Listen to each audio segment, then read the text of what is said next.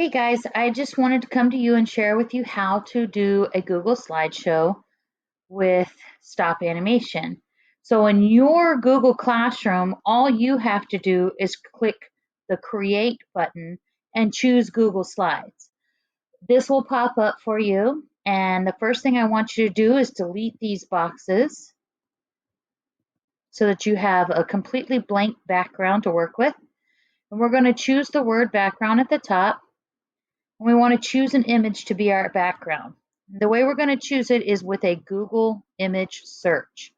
Now I'm going to choose a flower field. You can search for whatever you want your background to be. Okay, I like this one. So you click it, the one you like, and you click insert and say done. Pretty background there. And then you're going to choose some images that you're going to animate across your background. So I'm going to go to the Insert tab up top and choose an image. And when I choose the image, I'm going to select Search the Web. And the first image that I want is a butterfly, but I want my butterfly to have no background. So the way that you do that is you type in what you want to search for, and you type PNG after it. And sometimes it'll pop up as transparent. It doesn't, you can choose that or this. A PNG file will have no background usually. Now, if you see a background, that would not be the one to choose. I'm going to want to choose a butterfly that has sort of a side profile. I kind of like this one. Since I'm animating it across the screen, I want something that isn't going to look weird floating from side to side. Click Insert. Now my butterfly is going to be much smaller because I want to start it off close to me.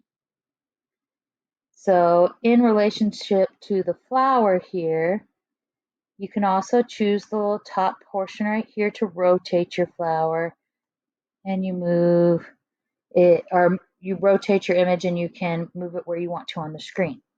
Now I want to have something else going across the screen in this direction. As my butterfly moves forward and backward across the screen, I want something to also move across here. I think maybe I want some motion in it. So to get that, you're going to go to Insert Image, search on the web. This time, I'm going to choose, Insert Image, search on the web. I'm going to choose flying birds. And if I type in a GIF, I should get some birds that are flying across the screen. Let me see if I can go with the transparent here to help, because I don't want a background. Choose this one right here. Takes a little while for a GIF to load. Nice. Now I do like this one, so I'm going to grab quite a few because usually birds fly together. I'm just going to do about 4 of them. Okay, so I'm going to move him up a little bit, make him a little smaller because I want him to be up here in the distance. Okay, let's make this guy a little smaller, even smaller than that since I want him to be further away from us. And put him right there. Okay. Move it around here.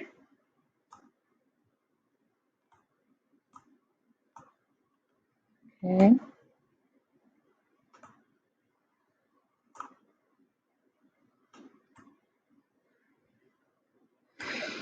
He's even further away, so put him over there. Okay, so I've got them all together, and I kind of want to not have to move them separately every single time, because with an animation, you have to make small movements on each slide. So I'm going to draw a selection box around all 4, and then over here, I'm going to right-click, Group. So now when I want to move them a little at a time, it'll move all 4 of them at the same speed. So I'm going to put them all the way back to the beginning. Actually, I'm going to move them a little off the screen there. And my butterfly looks good. So here's my first shot. And I want to animate quite a few of these. So I want to make very tiny movements. And all I have to do is add. Sorry, let's undo that. Okay, we want to right click, duplicate slide. So it's the same slide, except now I'm going to make little tiny movements. So I'm going to make this a little bit smaller because I'm going to make it appear to get further away from me. Okay, these guys, I'm going to just slightly move this way, right click, duplicate slide. I'm going to move it up and make it just slightly smaller. Move these guys a little more. Right click, duplicate slide. Move up slightly. It should be getting further away from me, up the screen. These guys maybe up and over a little more. You continue that same pattern until you get all the birds over here. The butterfly might go up and back in a zigzag pattern off the screen. You will most likely have at least 50 slides if you want your animation to be nice and smooth. So it will take some time. Turning in something with 10 slides is only going to get you a 10 slide grade, which will not be complete. You need at least 50 slides in order for this project to be completed. So the last thing that you're going to do in order to turn it in, which mine is again unfinished because there's only 4 slides instead of 50, you have to go to File, Publish to the Web, make sure that link is checked. You want to start slideshow as soon as the player loads. You want to change this advanced to 3 slides, 3-second default to every second. Go ahead and click publish. Now this part is very, very important. It will not work if you leave it just like this. So you're going to copy this link. You're going to paste it into a new tab. But right here, you're going to delete this 0. So backspace to make it 100. Now I'm going to copy this link again because you have to send Miss Brown the link. I'm going to copy this again, but let's just see how it plays. Hit enter, and looky there. What we did played.